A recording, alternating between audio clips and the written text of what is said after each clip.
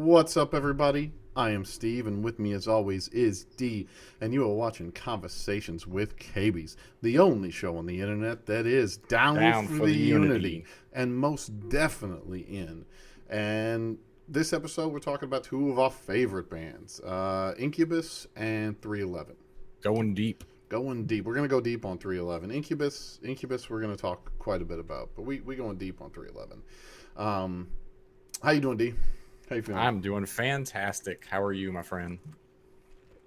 Doing fine. I got my Cavassier cognac right here, Ready to take your calls? ready to take your calls. That's right. I'm your host, Lionel Osborne. We're watching Perspectives. No, anyway, Incubus. Let's just pop right into it. If you guys don't know who Incubus is, I think you probably should. They're from Cali, Calabasas, California. They were formed in '91 by Mr. Brandon Boyd and Mike Einzinger. Oh, and the drummer was there too. Jose Palacis was there from the jump. Bacillus. Pacillus, whatever. I fuck it up every Probably time. sounds like Pasilla or something. Right, probably different. But anyway, so they formed, had a couple decent albums. Fungus Among Us and Science were two really good ones. Tracks of note off of those are really off of Science. Fungus Among Us was very experimental and more reggae driven album, whereas Science had the new metal rocky influences to it, which caught my ear initially. There's some tracks on Fungus Among Us that are good, and I came back to it, but really New Skin off of Science is a track that really piqued my interest with them. And that one came out, that album came out in 97, and I want to say like they were pushing New Skin in like 98. Yeah, September 20th, it looks like 1998 is when that single was released. So yeah, they were pushing it 98, 99 era. And then Make Yourself, the one after that, came out October 99, and that was the breakout basically for them. Everybody heard. New Skin was their breakout single. That's the one that got them like their name out there a little bit, and then Make Yourself came out, and this was a fat album. Amazing. I mean, it's a start to finish album. It's a full, definitely player. There are a couple tracks on there that are not like the best in the world, but it's still throw it on and go.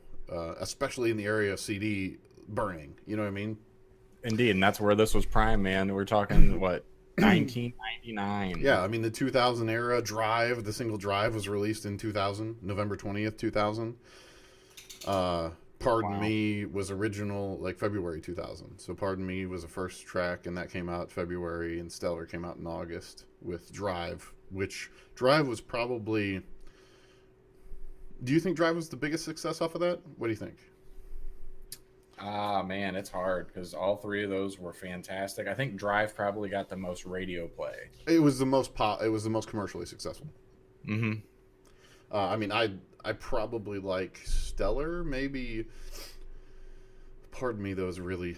They're all really good tracks. Like that's a hard one. That's really hard. Make Yourself is probably one of my favorites off of that album, though. Like this, it was a gem that you didn't get really a single for. And I Miss You, obviously, is a really good. That was a good girlfriend song Oh yeah, for sure. yeah, that for sure. And then I mean, even the opening tracks, Privilege, Nowhere Fast. Nowhere Fast is probably one of my favorite songs to just that slow verse. You get into the chorus, and then that last end of that song where it kind of climaxes. It's a Too. It's builder, just yeah. It's a really good builder, and it showed their ability to crescendo really, really well into this kind of magnum opus kind of a thing. I mean, it obviously isn't a magnum opus song, but it is a builder, a really big, solid builder, in a very similar way to Pardon Me does it a little bit too. It builds a little bit. Uh, I agree with that. Yeah, Drive and Stellar are pretty well, just really good rock tracks. Um, but yeah, but Make always Yourself. they always stood out to me as a very unique and individual band. They were hard to compare to anybody else. I mean, they have a very unique sound. vocally. very vocally, musically, everything. I mean, oh my god, that guitar player I already Mike forgot his name. Mike Einzinger is amazing. He's a wizard. He's He really is a really good, wizard. and his riff creation is some of the most unique in rock. It really truly is. Like the way he puts together a melody on the guitar. Brandon and Mike have, you can tell that they've been doing this for almost 30 years, like for a damn long time, because they're in the pocket always, and Mike really just provides a nice blanket for Brandon to lay a melody onto, a vocal melody onto, and it's something really nice. Whenever it works, they make some of the best tracks in rock, especially this kind of genre of rock. This more vocal driven rock, but still heavy. I mean, they can still fucking kill. Like, New Skin is a heavy fucking track. I mean, Stellar and Pardon Me are heavier, you know. Yeah, they have a definite heavy element to it. Um, let's see what else. I don't know. I mean, just like Steve said, this whole album from front to back is really great. There's like maybe two songs that you might want to, skip past if you're not into it, but every other song on here is fantastic. Yeah, but I mean, after 4 listens of the album all the way through, you're like, oh, that song's on. So I'll zone out through that one, and then, oh, okay, I Miss You comes back on. That's okay. That's all right. I can deal with that. That'll work. And then moving on to their next one in 2001, after that success in October of 2001, they came out with Morning View, which again is another really, really fantastic effort. Great tracks on there. Nice to Know You and I Wish You Were Here are two tracks that everybody probably knows. I mean, that's a fairly, and Warning to a certain extent, but I would say that that's definitely in the third tier ranking for singles on this album. People don't know those as much. Warning definitely was, I think, the third single to come off that album, then, so it was a little bit later in the album release. Yeah, Warning came out in 2002. It looks like. So yeah, that's a bit much, because the first two came out in Warning came out in May of 2002. I Wish You Were Here was August 21st of 2001. Like, Yeah. right before album release was Wish You Were Here, and then Nice to Know You came out at January of the next year. I was a person. My favorite on this album is Are You In? That really, it's a funk ass track that is trippy and just is hard to play. It's hard to do anything to it, because it's just so fluid. The song feels like you're in a bath of water, or you know what I mean? It's just that fluidy vibe. Really cool. They even have some effects in the song that give you that Yeah. water sound, or that little effect in the back. Yeah. It is a really flowing song, no pun intended. And the whole thing is good. That whole album is a really quality album. And I will say, I want to talk about track 4 too, Just a Phase. This one was not a single, but this one came right after Wish You Were Here. And Just a Phase for me is probably one of my favorites on this album, because it's one that starts off really, really slow, really, really just kind of soft in the beginning, and then it builds and builds and builds. This is another one of their crescendo songs. Yes, it's a very, very much a builder track, and they do that well. Like, it's another example of how well they do that kind of crescendo, and it showed you their chops in Make Yourself, and on this it built, because really Warning builds quite a bit. Like, Warning has that big crescendo feel, and Just a Phase does it heavier than that. It comes at you harder than that in its peak. You know what I mean? For sure. Great track. Yeah, a great track. And then they kind of got political, in my opinion, right around 2004, with A Crow Left of the Murder. Yeah. It's, I don't know if we would call it experimental, but it's definitely political, maybe preachy, maybe preachy a bit. Maybe we could call it preachy. Megalomaniac was the first track, and that came out December of 2003. 2 months prior to album release. And I mean, Megalomaniac, if you know the definition of Megalomaniac, then yes, it's probably a preachy album. Or at least there's a message here about the powers that be, as it were. Indeed, I think that's probably the better way to describe it. And that was their single off that album. Talk Shows on Mute was another one, which was really okay. That I like Talk Shows on Mute. Talk Shows on Mute gave me a very much. So around this same time, we had these math rock was really starting to get really heavy, and you had like At the Drive-In and these other kind of very mathy, intricate, patterned songs, right? And Talk Shows on Mute is like kind of, to me, their song that's akin to that. It has a very offbeat rhythm to it, like the structure of the song and the melody is very offbeat, and just it's really interesting. It's a good track. I'm not going to deny. And Megalomaniac is a good track. They're good tracks, but I think it shows in the fact that there are only like 2 to 3 songs on this album that are quality tracks. It shows the distraction that you can get when you get too preachy and too up an agenda's ass. Yeah, the only other songs I think I heard off this album was Agoraphobia, and I want to say I've heard Six Sad Little World as well. Yeah, Agoraphobia and Six Sad Little World were the two that were around that time for sure. But after that, they took a bit, kind of like sorry about that. Count came up. What is that about? What was that on my face? It was a calculator. I don't know why the count cap came up. Whatever. Who knows? They took a bit. They didn't. They took the break after this one. In 2006, they came out with the album Light Grenades. Now, Light Grenades was another album that is a nice full album.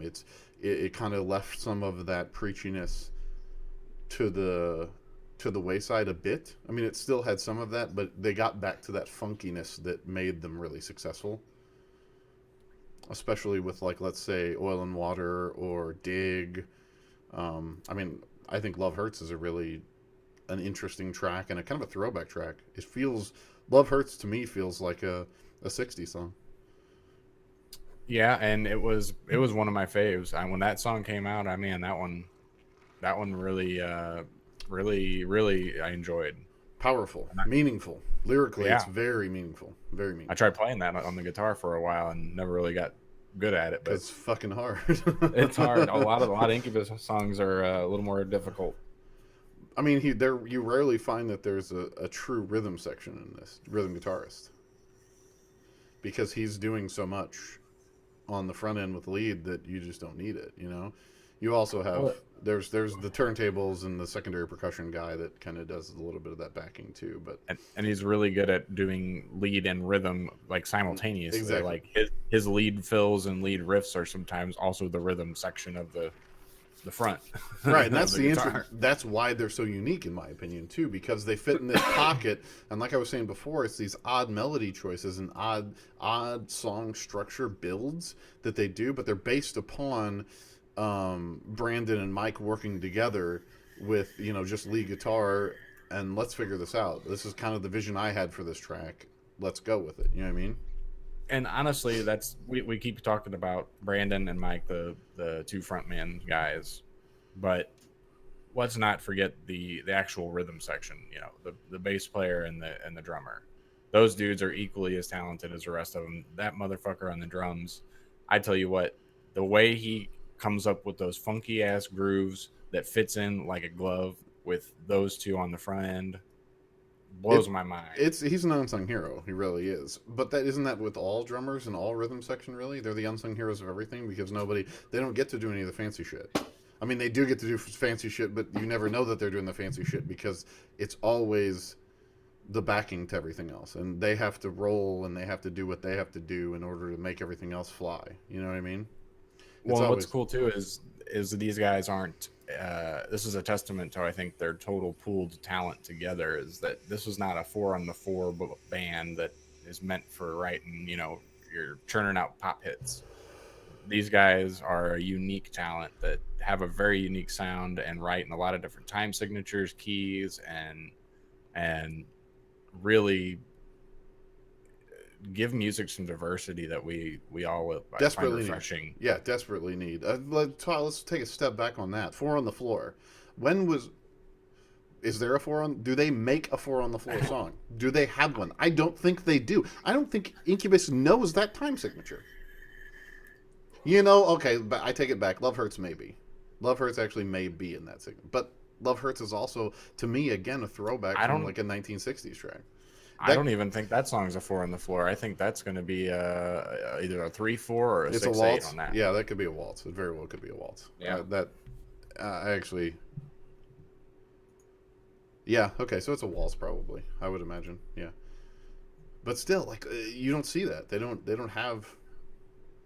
Yeah, they just don't have anything like that because they try to be diverse. They try to be different, and I applaud them for that. But I think again Mm-hmm. they get stuck in the mud a little bit with coming back at it. The next album that they released after a slight break, they came out with another one in 2011 called "If Not Now, When," Yep. and again we kind of got stuck in the mud here.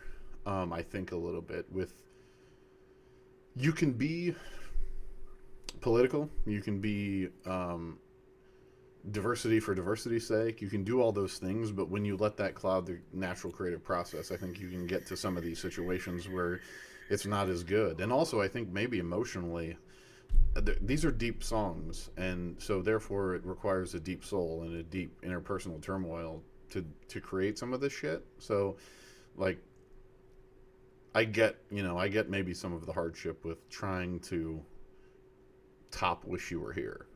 You know what I mean? Or Stellar or whatever. You know what I mean? It can be a rough go because I mean, if not now, when? And then the newest one that they came out with, 8. These weren't fantastic albums, not to the caliber, in my opinion, that they could be. Well, that and I think they've just fallen off the mainstream a little bit. Um, it does say that when 8 was released, they did debut at number 4 on the Billboard 200. Um, but I don't know how long. It doesn't say how long they held that. It said the drop. Oh, here we go. In the second week, the album dropped to number 127. Right, because all the diehard Incubus fans had bought their copy and that's it. And I mean, let's be real. Like, let's not. Chart sales are totally different than actual. They're kind of Right. meaningless now. I mean, in this age, especially maybe in It's more 2011, not about so. it's But more about streams per per day or per right, week or whatever than actual album sales, because that's what we're all doing. right. And it just is not.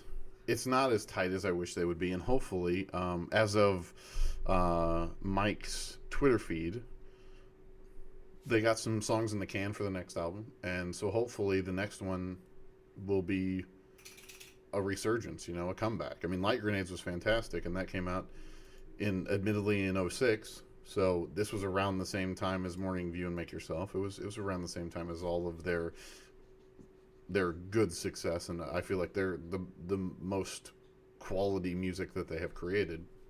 Yeah, the best that they could produce. Yeah, that was awesome. They got the And if chops they though, for tap sure. back into those roots, man, we could get some excellent stuff from them in the Sure, near future. most definitely, and hopefully that will soon be a thing. And they'll be on tour with our next band because they tour together all the damn time. Um, and that band is the Great and Powerful 311. But Um, before we jump down this, I just want to mention for the record that we have seen both of these bands, Incubus, at least a couple of times. yeah, But 311, we have seen 311. I dare say double digits. Have we seen them double I would digit? go double. I would definitely go double in some of the craziest venues, in some of the biggest venues, and some everywhere and in between. We've had the privilege to see Incubus 10 rows back. Was that Yeah, 10 rows? I think it was about 10 rows back. And that was a privilege. That was definitely, it was, you need to see them in a location. So let's close on Incubus real quick. You need to see Incubus because they'll play all the good stuff in a venue with good mixing because they're just such a good band. It requires a great mix for you to feel it all. I would say close to see the interpersonal relationship between Brandon and Mike and how they play off each other. Because really, it's those two together, and then rhythm section are together, and then the turntable guy's just sitting back over there with the headphones on, probably X'd out of his gourd, just doing his thing on the tables, which is fine. You do you, bro. But do those things. See them relatively close, and see them with a damn good mix. It will really affirm to you why these guys are great, and why we hope to see greatness from them in the future. Agreed. But yeah, 311 is just 311. We love 311. We've been watching. I mean, I don't even remember when the first show we watched for them was. I couldn't tell you. I really don't know. It's been how many years? You and I know I was probably 16 the first time I saw him. Yeah. So probably 15 years at least. 15 years we've been seeing shows with these guys, and it was definitely once, maybe twice a year for an extended period of time. Many years, yeah. So yeah, because they tour every year, and it's always the Unity tour, and we just went and saw it. They're an Omaha, Nebraska-based band. They were formed in '88, so they're veterans of alternative rock, godfathers, if you will, of alternative rock, and still kicking it, still doing it. They just came out with the new album this year, right? Yeah, this year. Earlier this year, yeah. And they got obviously the alternative rock, but also with punk and reggae influence. I would go, a little bit of punk, but more, like funk, rap rock, punk funk, rap rock, reggae, lots of reggae influence. I mean, really, music.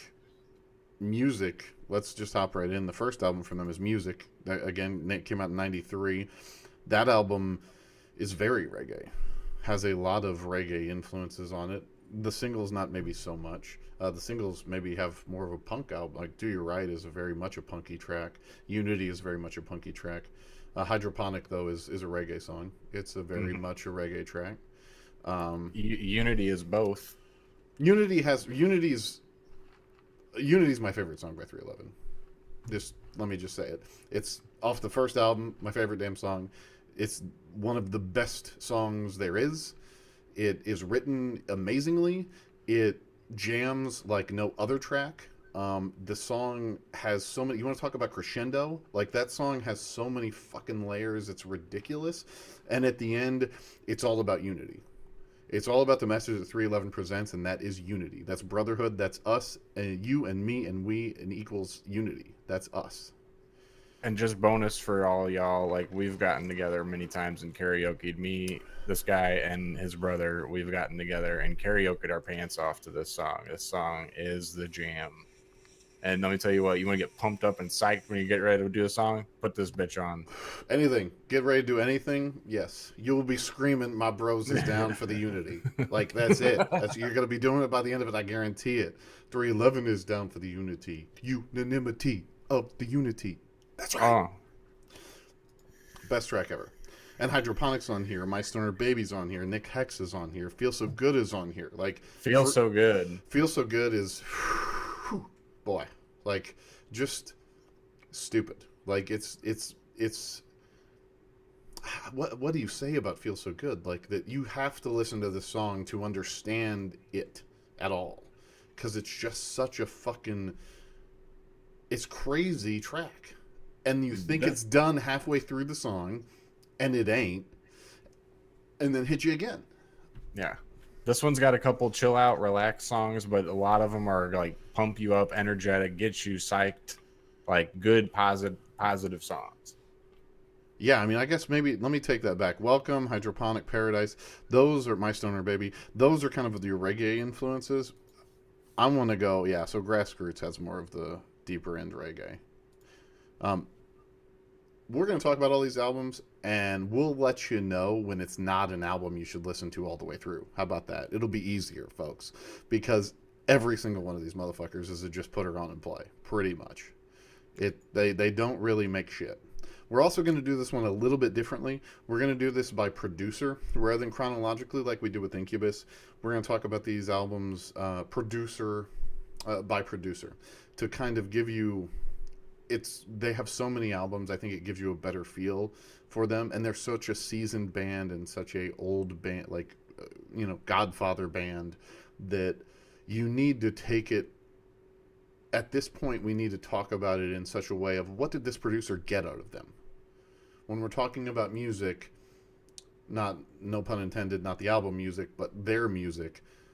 What did that producer get out of them? What did the band get from that producer? Right. What path did they go down to get to the end of this album? Because they're very much an album-based band, and yes, it's always 311, but they can change fairly drastically from album to album.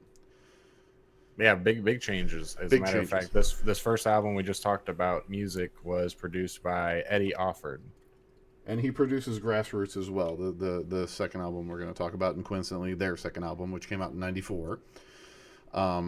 Again, another great one. I mean, Offbeat Badass is just a fun, punky track, and that's like the second to last track. And it's called Offbeat Badass. How can you not? I mean, just fucking listen to that because it's fun. Right. Homebrew, the opening track, is amazing. It's an amazing track. Omaha Styley, Applied Science, Grassroots. Yep, those are the two I was going to say. Grassroots. You really can't go wrong. It's another just put her in and play. A lot of punk influences again, but they lean more on the reggae here a little bit in some of these, and especially within breakdowns and such. You get a lot of breakdown reggae, a lot of breakdown slow jamming. I was gonna say this is probably the only album I am the least familiar with. Well, I can't say least familiar with. I'm not as familiar with this album as some of their work. Right. But it doesn't have 8:16 a.m. is also a very good track as well. It's another thrower on her, but it's not.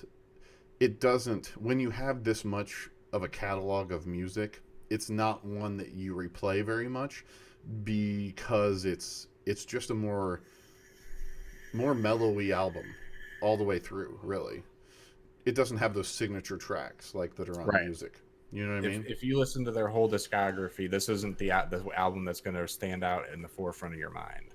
Not that it's bad by any stretch of the imagination. It's really very good, but I agree 100% with that. And then we move on. So again, that was produced by Eddie Offord. Yep. We move on to the third album, 311.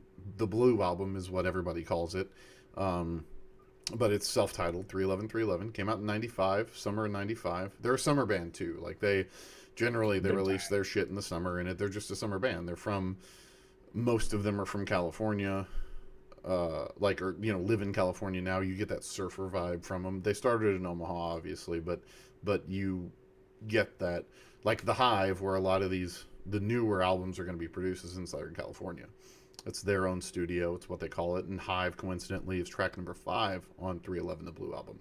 That's where the namesake for their studio comes from, is this really cool album. And this album is the breakout album. It's the one where they got their massive success. And I'll be perfectly honest with you. Huge. This is when Down came out. We were lucky enough to have cable at the time. And I saw it on MTV, the video for Down. And I watched it, and then it made me look up everything else. And then I was like, oh, cool, so there's other shit. I think I found the tape for music at a music store in my, my stomping grounds around the area. And I listened to that fucking tape forever. And then I've been a fan ever since. So I can easily say from 95, I've loved 311, pretty much. And I mean, I am sad to say that we weren't in Omaha to get music mainstreamed. It would have been great. Right. But this, again, was their blow-up one. And my personal favorite, this is a tough album to call personal favorites on, but I'm going to say Jackalantern's Weather. Jackalantern's Weather is a track that is underappreciated in my opinion. Great song, fun, great mix, I mean, All Mixed Up is a great song. Misdirected Hostilities, Don't Stay That's it. Home, Down, Yeah. obviously, Hive, which we already talked about. I mean, this is again another one that you can just play the Blue album. It's good, the whole damn thing. You'll like it, the whole thing. Yep. Yeah, I got to agree with all those selections. Don't Stay Home, Misdirected Hostility. I've all mixed up. Jack-o'-lantern's Weather, and Random's a good song too. And Down. Yeah, I mean, Guns Are for Pussies is even a good song. Like it's and Loco's a fun track. TMP Combo I always enjoyed. It's a fun outro track. It's a shorter song, but it's a fun outro track that they just kind of go buck nutty on. It's great. Tim Mahoney and Peanut just go nuts. Um, and then from we're gonna keep with that. So the producer on that one, Ron St. Germain, was the producer at the start, the culmination of their big breakout success, commercially, publicly. But this was also during the 2000s when alternative music was probably like the most poppy it can be. Does that make like alternative was in the mainstream at that point in time? You know what I mean? Does that Right. make does that So 311 co-produced it with Ron St. Germain, and what's funny is something we'll talk about in a minute. But remember this name, Scott Ralston. He was in on recording and mixing on this Blue album. Okay, yeah. Scott Ralston has been around for a minute, and because he's been around for a minute, and 311 pretty much after with Blue album and moving forward, they pretty much assisted produced their every album they did, Mm. because they started recording in the Hive in 2001 with From Chaos. I don't think, yeah, because Sound System and Transistor were not done there. So From Chaos again, Ron St. Germain produced this one. It's a 2001 album, and this is another solid album. I'll be here a while. Amber is something that people would know. I would hope. Yeah. Amber's been in movies and things like that. Um, you Wouldn't Believe, which is a fantastic song. You and I have karaoke. You wouldn't believe how many times. You Hey wouldn't yo, believe. hey yo, got him. Amber, it's a very chill album. I will say that. Like for the most part, it can be similar to Amber in a lot of ways. The whole album, um, but again, very good the whole way through. And I think Ron St. Germain gets a lot out of them. A lot of this type of feel, this this kind of this kind of Vibe. vibe. Yeah, he leans on the reggae, but the reggae into rock. It's more of a rocked version of reggae, and almost doesn't steer clear from the rap rock collab. In my opinion, he uses essay more as an accompaniment Right. versus the rapping portion of a 311 song. I get what you're saying. Does that Yeah. make sense? Okay. Yeah. And we'll talk about that more. But again, From Chaos, a great solid album. Maybe not completely stacked, but then you move on to his Ron St. Germain's next produced album, which came out in 2003, Evolver, and then you're stacked. This is Creatures for a While. Creatures is a song that, again, we've karaokeed 8 zillion times, and Creatures is a song that a ton of people know, and probably one of their best, if not. It's up. It's hard to say what the best 311 song is. Oh man, but one long term favorites of mine was track 5. Beyond the Gray Sky again, is that their best Mm, song? mm. It very fucking well could be. Beyond the Gray Sky is a masterpiece. It is written better than 90% of every other track in rock and roll. It's a masterpiece of writing. It, it it it takes you to another place when you listen to that song. If you just close your eyes and listen to it and just get on that same wavelength, it'll take you away. It's beautiful. I love that song. If you allow that song to do its job, that song will expand your mind. 100%. It is written that way. It is written to be experienced.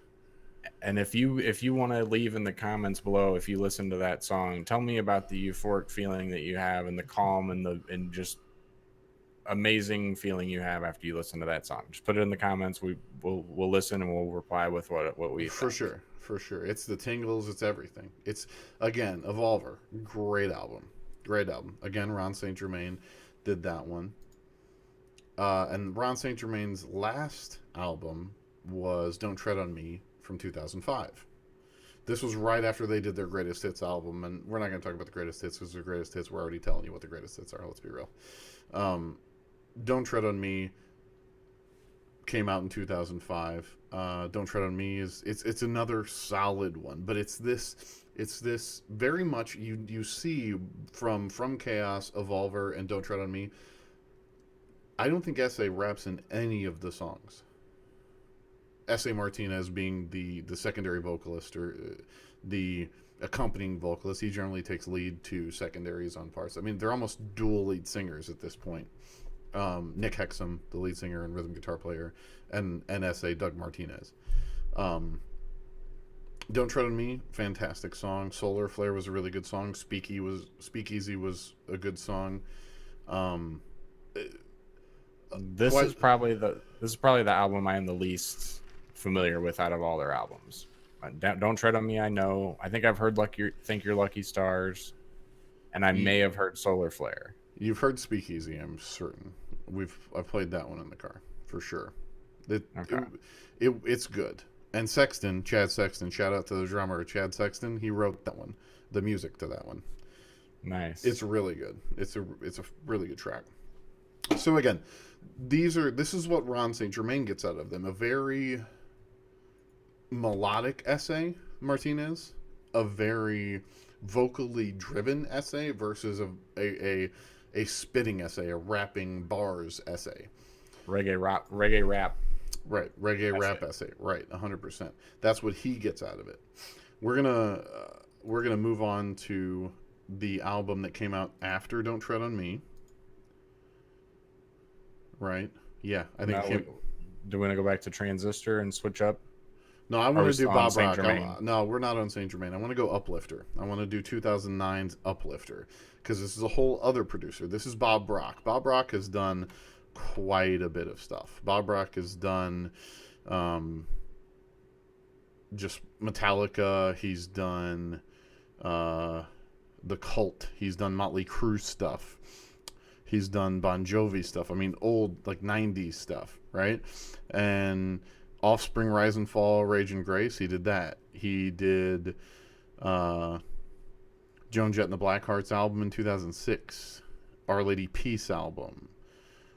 Simple Plans album. Bush's album. Several Offspring albums. Several Bush albums. I mean, he's done a ton in the industry. A really prolific producer. Maybe not as much as say Rick Rubin or anything like that, but Bob Rock is a prolific producer, right? That's an impressive catalog, nonetheless. Right. He's done some good shit and turned a lot of bands around. Not saying that 311 needed a turnaround. What I think 311 wanted here was a different ear behind the mixing board. And did they get it? Did they get it? I mean, Uplifter is an amazing album as well. This is a front to back. There's not a song in here I don't like. There isn't. Mm-hmm. It's brilliant. Some of the hookiest fun. I will admit maybe if you want to go negative, you could potentially say there's maybe more pop here. Maybe a little. But I'm okay with it. More hooky. You know what I mean? S.A. comes in here and does a more rap rock approach to a lot of his stuff, but with that melodic drive that he picked up from Ron St. Germain. Yeah, it's a good combination. It's a great combination. I think this is honestly, in my opinion, the best combination.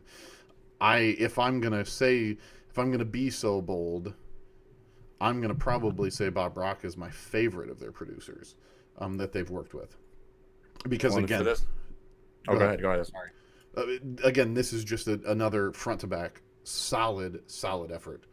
And this is the first time they've worked with him.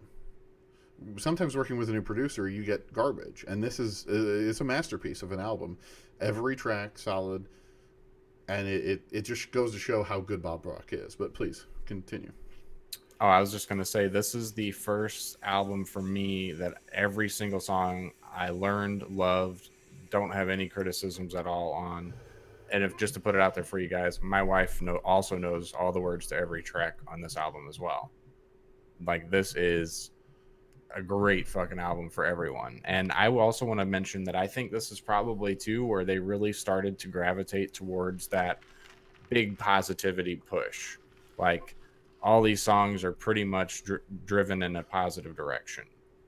Right, where they stopped maybe being so aggro. Hence the name Uplifter. Right, stopped being maybe aggro and got down with just straight positivity, which again is a great thing. We love that here. That's like, if you really want like a mission statement for what we're trying to do, is if we can give you a positive outlook on anything and help you positively in any way, we done our job. Like I'm happy. Like if one person comes to me and says, you know what, I liked your shit, it turned me on to something I didn't know. Fuck, dude. That's exactly what we want. It's exactly what we want. It's exactly absolutely. We love good music, and we love being able to share that with you guys. And if it develops into something more for you, then fantastic. Stay tuned to the next episode so we can keep giving you new feeds, new seeds, and new leads on bands and music we love. Right. And coming back on the ones and twos, it's Big D up in a hot. Oh, what up? What up? What up? So Bob Rock's second album, they've only done two with Bob Rock, was Universal Pulse. That came out in 2011. That was right after Uplifter. And again, we come back in with another solid album. We're gonna call this a mini LP because it's only half hour long. It's only 8 tracks, but every single track is awesome. They're all great.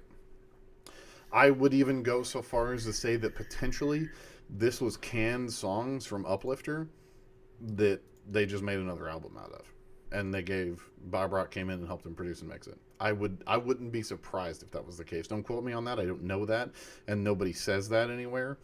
But it's similar as these two vibe musically and how good the tracks are. It's like, oh, okay, so you had 8 songs that you cut from Uplifter, and you just gave them to me in a mini EP. Okay, cool. Do that all the time. Thank you. Yeah.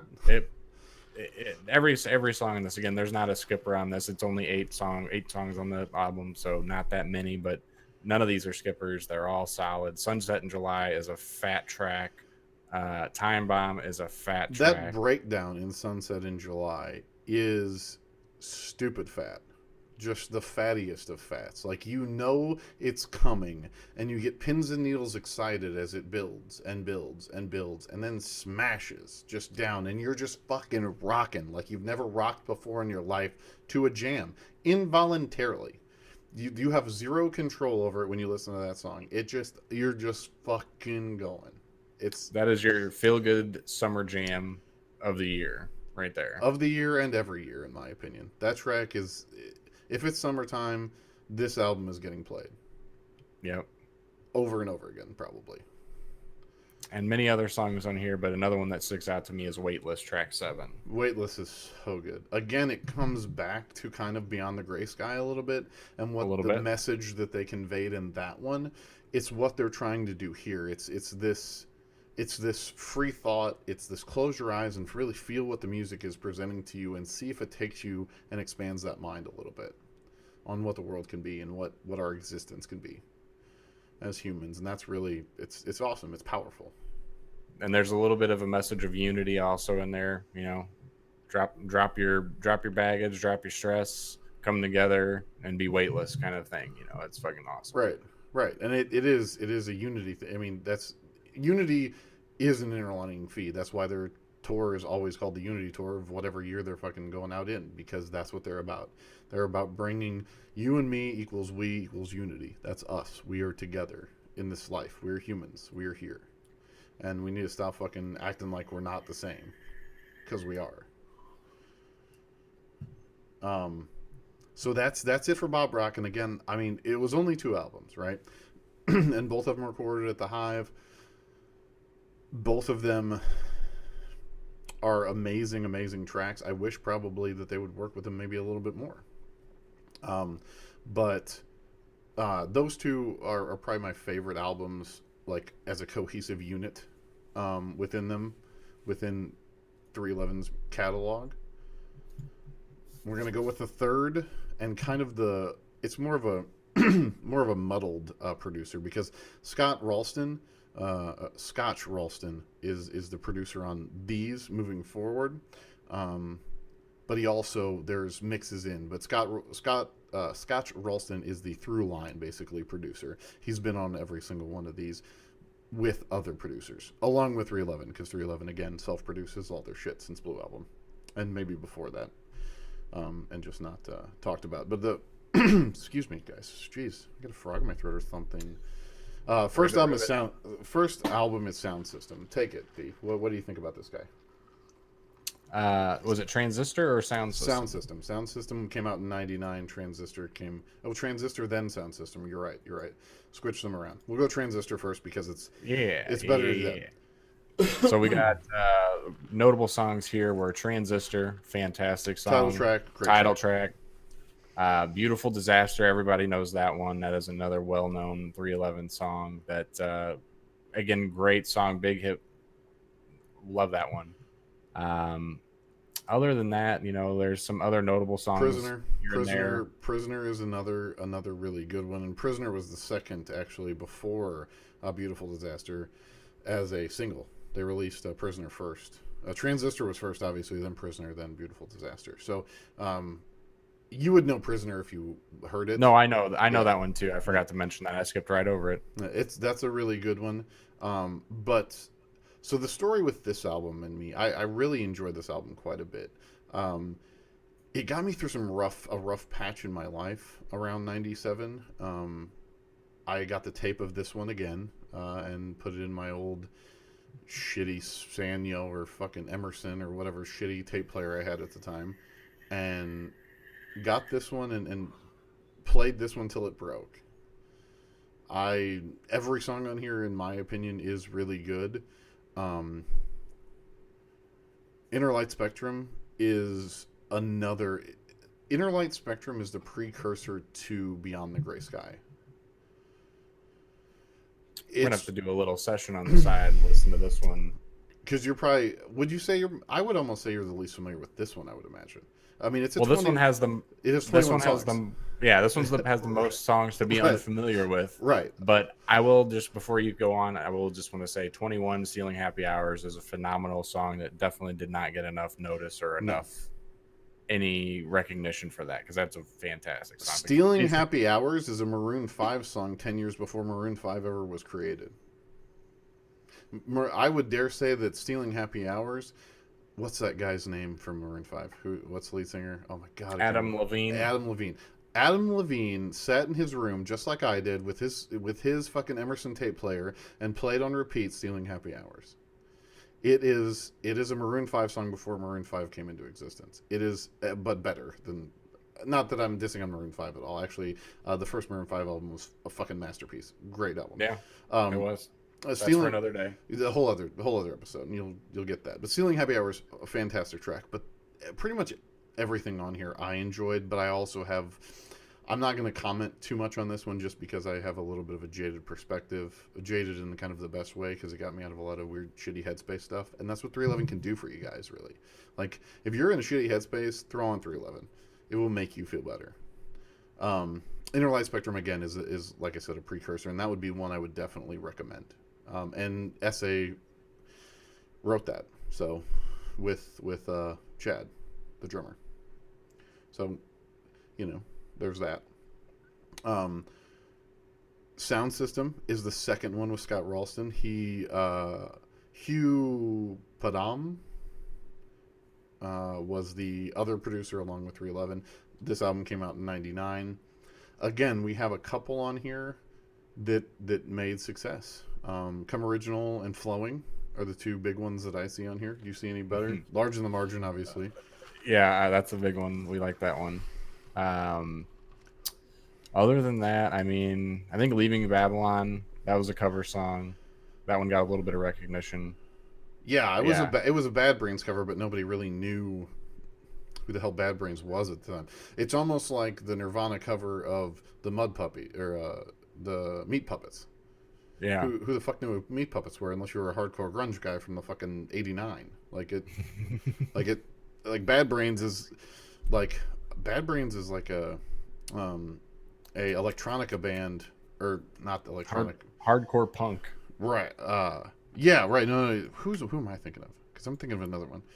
They're from DC. Started in '77, and they were the Do they pioneers of have? hardcore punk. Yeah. Well, with reggae though, which Yep. is what is also insane about what they did. They essentially did Bob Marley yelling at you.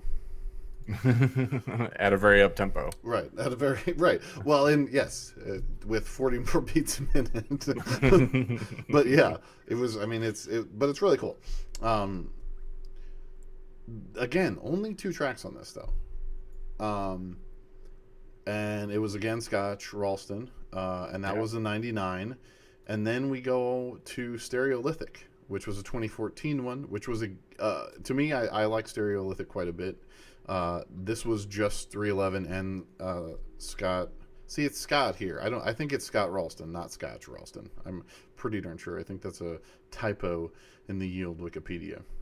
Yeah, they've got it in there several times though. Every time it's listed as Scotch Ralston. Does it have a link with Scotch Ralston? It does not. So No. it's either Scotch or Scott. Who knows? Um, I enjoyed this album quite a bit. I don't think it was. I think it helped that it was just Mr. Ralston and 311 doing it. I think that helped quite a bit. Because what's not good on here? I guess D. What do you think? What's This is probably for me track 1 through 10 are great. After that, I'm having a hard time remembering some of these other ones at the end of the album. It was a deep But album too. This was an hour-long album for them, and they normally are only yeah, this was a good 45 one. minutes, 45-minute Ebb range. and, So. Ebb and Flow, probably in the top 3 favorites on this album. 5 of Everything was just a jam. If you don't like that song, you're crazy. You don't like music. Right. Yes. Um, Sand what else? Dollars. Sand Dollars is a unsung hero on here, really. Friday Afternoon, again, that's a Maroon 5 song when Maroon 5 was out. Friday Revelation Afternoon, of the Year is another like anthem like song. that's my favorite song in here. By no question, that's my favorite song. Revolution of the Year is a sorry, Revelation of the Year is an amazing track. You can tell Tim Mahoney was on that track, helped write that track because of the fat riff that drives that thing. Yep. And again, it crescendos, breakdown. Just the breakdown on that track is good. This is another really solid one, and I would go with you probably up and I would even go Made in the Shade. Made in the Shade was really a good song.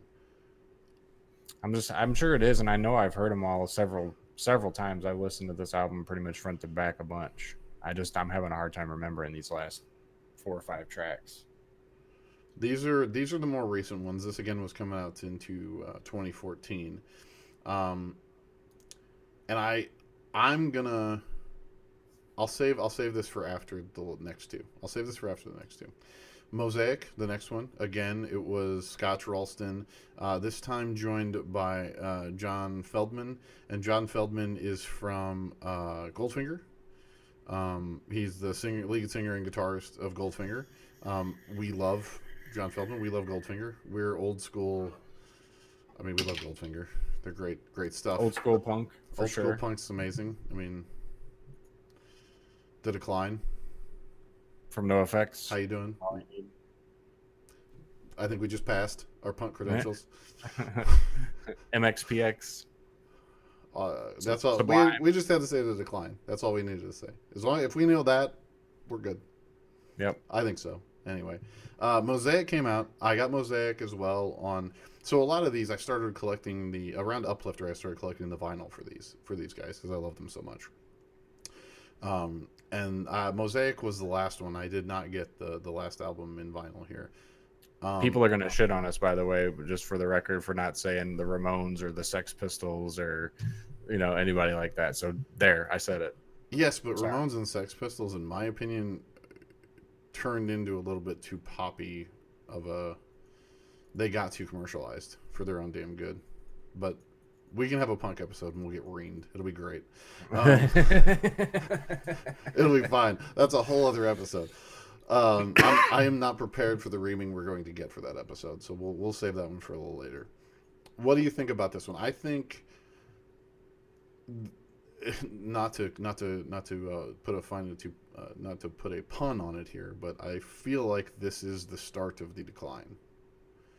You think so? I do. I like this album, but it's not.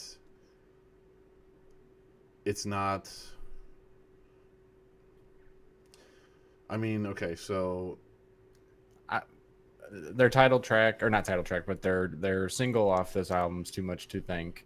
I like that one. I like Island Sun was song. Great. Perfect Mistake was good. Wildfire was okay. I liked that one. I liked Wildfire. Island Sun was good. But yeah, that's about it. When you start to go beyond that, I'm just like it's not. It's okay. This isn't great. And this was 2017 they came out with this. And again, Scotch Ralston, and then John Feldman came in on it on this one. And that brings us to the latest effort. July 12th, 2019, this year, July 12th of this year, they came out with it. Scotch Ralston was on it again, producing, along with John Feldman again, co-producing. And then there's some minor co-producers in here with Matt Malpass and Matan Zohar, or Matt Zoe, who's a British kind of electronic dance music, EDM kind of a person, and other shit. He does poppy stuff and things like that. And I listened to this album yesterday and today, all the way through, twice. And I have notes. It's not good when I have notes. Yeah, I got a couple things I can mention. Oh, he's bringing up the Word. Microsoft Word is going to come at you on this one. Okay, so first off, okay, I have notes on this, and then I'll throw it to you. Okay. Okay. Firstly, Chad Sexton. Can we just take a step back and say, firstly, Chad Sexton, the drummer, is an unsung hero of this whole band. Chad is one of the best drummers there is. I'll fucking Pepsi challenge that motherfucker with damn near anybody. He's sick as shit, comes out with fat ass fucking beats. Unsung hero. He's fantastic on this album. Secondly, Tim Mahoney. He's just an amazing fucking guitar player. He's just fucking amazing. His riffs are sick. The shit he comes up with is second to none. Musically, the song is great. What I did miss was Peanuts' fat ass fucking riffs. They're nowhere to be found in this album. Really? If they're there, they're so in the back end that I couldn't pick them out on 2 listens. Now, I mean, again, I'm Scout's honor here, 2 listens. I'm not a scout, so don't take that shit. But only 2 listens. Front to back, I didn't hear it. And normally I can pick up Peanut shit. Normally you can, when Peanut goes fat, it's generally not subtle. Let's just say that. That's boosted to the forefront so you hear it loud and clear. To me, lyrically, it wasn't up to their standards. It was not. Musically, it was great. Lyrically, it was not up to their standards. To me, it's too reggae. The album as a whole unit is too reggae. There are 2 tracks on this album that are good. One of them I love, and one of them is too pop for me. But I know it's going to be like a pop classic. Dodging Raindrops is going to be a pop classic and will be a radio hit. That should be their first single. They haven't released a single on this album yet. That should tell you something. I think technically the one that's getting radio play, I don't know if it's going to qualify as a single, but I have heard Crossfire and Good Feeling on the radio. I haven't heard anything on it. So as far as my radio listening, I haven't heard anything. So it's not as prevalent as what normal 311 tracks should be or are. But Dodging Raindrops should be on the fucking radio. I don't know why that's not your first single. Okay, I haven't heard that one. Um, but I don't like it. I don't like it because to me it's a little too commercialized, and you can tell because that was written with Feldman, Furlong, Nick Hexum, Matt Malpass is also a poppy like producer. He produces a lot of pop shit like um, and Wills, and I believe Zoe was in there too. Like it was a culmination of like a lot of poppy influences, and I feel like it comes out in the song a little bit. And I felt that before I dove into that. I do that. I can understand how one could possibly think that I would be a little biased here, but I hope that you understand that I'm not because of the last hour that I just presented you with my love of 311. That you know that I'm not biased, that I'm just being honest. I'm being 100% here. Rolling Through is a solid fucking 311 song. A fucking rock solid 311 song. If the whole album was like Rolling Through, this would be a fucking winner chicken dinner. Well, look who you got on it. It's Nick, S.A., Ralston helping produce, and then Sexton. Right. Which I don't mind Scott Ralston. I don't mind Ralston producing. I think it's a good idea. To be perfectly honest with you, I think this album is overproduced. Overproduced. So my thoughts on that, I kind of have to agree because the two standout songs for me are ones I mentioned, Crossfire and Good Feeling. And I think Good Feeling is probably my favorite song in this whole album.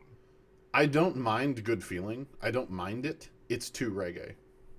It's just too like I can't after hearing it 2 to 3 because there was like Crossfire I heard 3 times, maybe 4 times, and Good Feeling I think I heard like 4 times, and then Dodging Rain like before I made an opinion about Dodging Raindrops and Rolling Through I wanted to make sure that I was on point, and I listened to those maybe 4 to 5 times. So like there's just some of this that's just too reggae, and in a way that isn't good and isn't the 311 brand, in my opinion.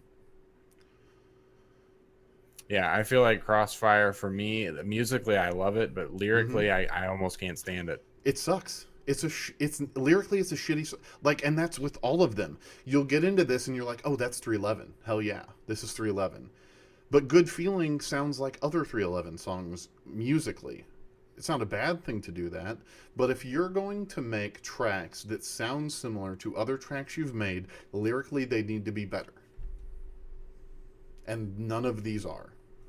Yeah, And that is I don't enjoy singing along with Crossfire. I like it's listening to it. it, and there's a lot if you look at the lyric videos for pretty much every single one of these songs, you're like, Nick, buddy, get a thesaurus. Do something, pal, because you're not. This is not the effort that you put in. Something happened here to make you put this out, and somebody got in your ear. And I want to say it's overproduced, and I want to say it's too poppily overproduced. I think people got in his ear and were like, "Yeah, that's great. That's awesome. This song is amazing," and didn't let them fine tune it like it should have been. Because it's not good, dude. It isn't. Charge Up, Lucid Dreams, Born to Live is probably one of the worst tracks there is on here. Like, it's just not good. And again, this is coming from 311 super fans. Right, exactly. We Exactly. love them, I haven't heard every single song on this CD or but you didn't album, want to. but I can say I've listened to I think 1 through 6 at the least. I know I've heard Stainless, and again I think I have to agree that one's an overproduced song. It tries to be a really good Mm-hmm. The song, and it riff is has solid, dude. That riff is solid on Stainless, but it lyrically it shits the bed. the potential to be a single if it does get a single off this album. Yeah. But it's yeah, not the greatest. Space and Time, I don't really recall that one. I know I listened to it, but it doesn't stand out in my mind. And then Dream State doesn't really either. It's just not that good. So this is coming from mega fucking fans, and I don't want a new music. I don't want to shit. I wanted this album to be great. I expected it to be great, but I got to be honest with you guys. That's what we do here. Like we're not gonna rose color any fucking thing. Yep. It is what it is, and this was not their best effort. Certainly not lyrically what they are capable of at all. in my And opinion. even though these last two albums have not been our favorites and they have not been, what we think they should have been, that does not mean any less that we still hold them in the highest regard, because this is one of our all-time favorite bands Ever. ever. And please do not detract from listening to them, because Mosaic and Voyager are not their best albums. You Just have, don't listen to those two. yeah, there's Don't there's listen to all there's the other stuff. 10 other albums that are good to go. Like, enjoy that. Okay, it's okay. You got enough here. You got a back catalog if you're a 311 newbie to work you till 2021, when they come up with two more albums that are probably going to be good, because the commercial success of this is not going to be there either. Well, I think now they're probably to the point to where if they wanted to just if they could just pull out a contract with whatever record label they're on and just go completely solo, produce it themselves, produce it with the people they want to bring in. I mean, I'm sure they have the means and the ends to do that. Well, yeah, sure. I mean, let's see, Stereolithic was self-produced, 311 Records, and BMG did Mosaic and Voyager, but I think it's just an album per album. I don't think they have deals with them or anything like that. No, I mean, I'm not even talking for record label mass production. I'm just talking to do it online, just like Yeah, that was how. I mean, that was how doing. Stereolithic was done. I mean, I pre-ordered Stereolithic vinyl, and I got the damn lithograph because I did the pledge music for it when it came out in 2014. I mean, it was easy, and it was self-produced. They literally, the label is 311 Records. They have their own record label if they want one, like, to do it themselves. So I think that's what you need, and you need to take a step back. I mean, Scotch Ralston is not bad, but you know what I would say? After doing Stereolithic, Mosaic, and Voyager, your last three albums with this dude, let's go back to Bob Rock. Yeah, he fucking churned it out, man. Brought something out of you guys that maybe you didn't know you Was needed, there? or Right. yeah. But yeah, Uh, if you had to pin it down to one album as a whole, out of all their catalog, what would be your one album that you would? Uplifter. Sames. 100% Uplifter. 100%. And that's not saying anything. I mean, my favorite song is from their first album, so I got a catalog here. Like, I got a range, but Uplifter is front to back the best album, hands down.